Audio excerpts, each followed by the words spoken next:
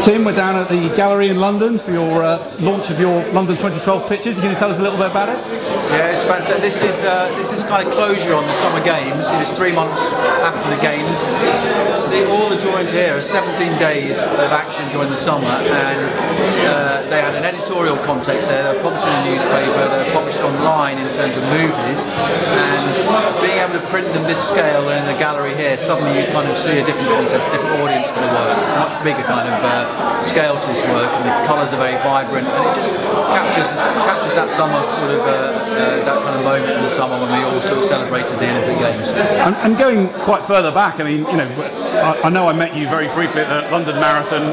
Yeah. I mean, how did this kind of develop for you? I mean, you know, I know you were a sketch artist. And yeah, the London Marathon was a sort of preparatory event for what we were going to do during the Games. So I covered a few test events and the London Marathon, and a few in preparation for when the torch arrived in the country, and then when the Olympic Games were here, it was frantic and furious. So I wanted to sort of practice. I did the London Marathon, I did BMX World Championships, and one or two other events where I got the opportunity to just kind of try things out. I published a few of those results, but not to the same sort of deadlines that we're working to during the Games. During the Games I was doing 3 drawings a day, 3 movies a day, and 300 or 400 words to the paper, so it was a sort of full-time occupation during that time. So we've met lots of different people who've been involved in the Games, from athletes to, you know, some of the coaches to some of the organisers. You must have had a very different view of the Games, and you got to see quite a lot. Yeah, I saw a lot of the Games. I saw a lot of what London was experiencing. I've been to World Cup events, I've been to Olympic Games in the past, but the opportunity to experience and see it in London, a city I know and love, and events like the triathlon, for instance, it was a free event for a lot of people.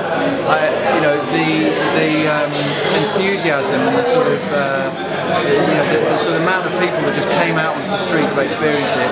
Likewise, the open ceremony. I mean, there were people queuing up and down the A11, which is normally gridlocked 24/7. You know, people were just wandering up and down there just to kind of sample the atmosphere and feel part of it.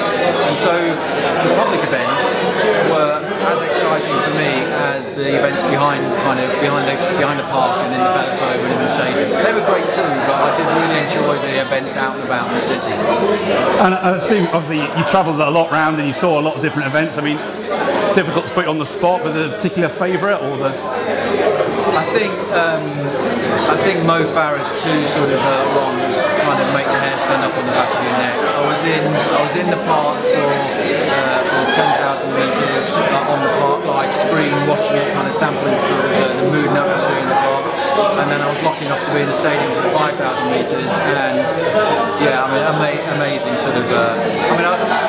Comparing being in the stadium for that 5,000 metre run to a football match, when a goal scored at an important moment in an important game, you got 15-20 seconds of kind of euphoric sort of noise. For the last 2 laps, there's a crescendo of noise I've never experienced before. It was fantastic. Wow.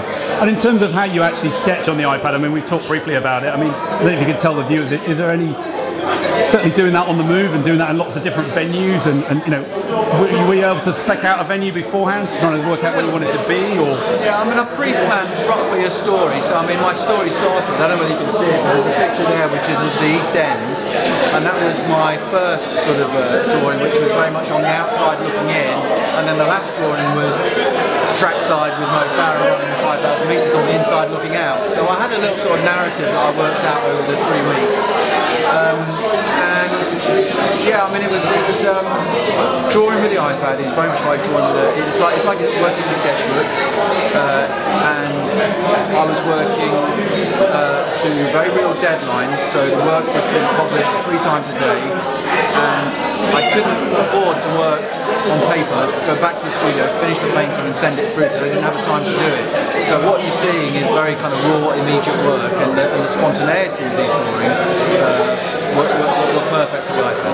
The other thing you can do is you can record audio, grab photographic imagery, and a combination of all those things, sample and create a sort of a kind of mood that is more than just a drawing on the page. You know, when you've got sound and you've got the animation and the history of the drawings playing back to you, then it kind of, you know, it plays it back as a little movie.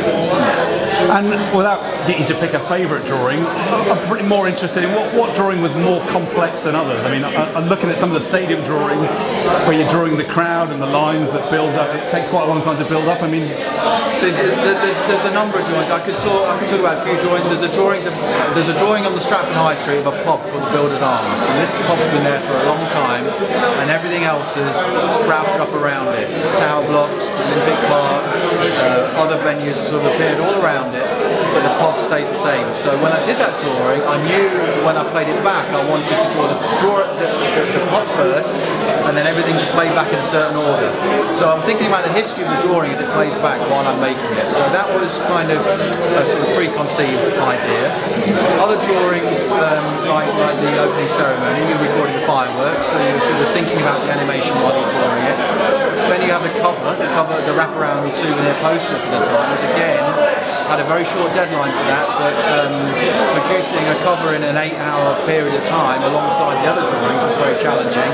And on a broadsheet scale, actually, we made the decision to do a 9-panel drawing. So I did 9 separate individual drawings, and I never saw it patched together until it was actually printed.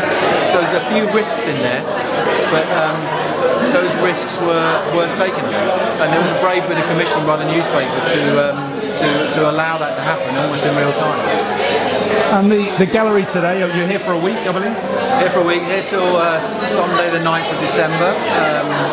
The gallery, as I say, it's an opportunity to see the work firsthand, to see the scale and the colours. There's also an online shop at timvyner.bigcartel.com where you can kind of see the prints there as well. And so it's a month before Christmas, this month of December. I think people are going to be looking back at the year, remarkable year, and this is to sort of seal that. Well, thanks very much for your time. We're very impressed with what you've been doing. We wish you all the best, and we look forward to, I don't know, will you be heading off to Rio? I hope so, yeah. I'm looking forward to that, and there's lots of other events planned, so thank you very much.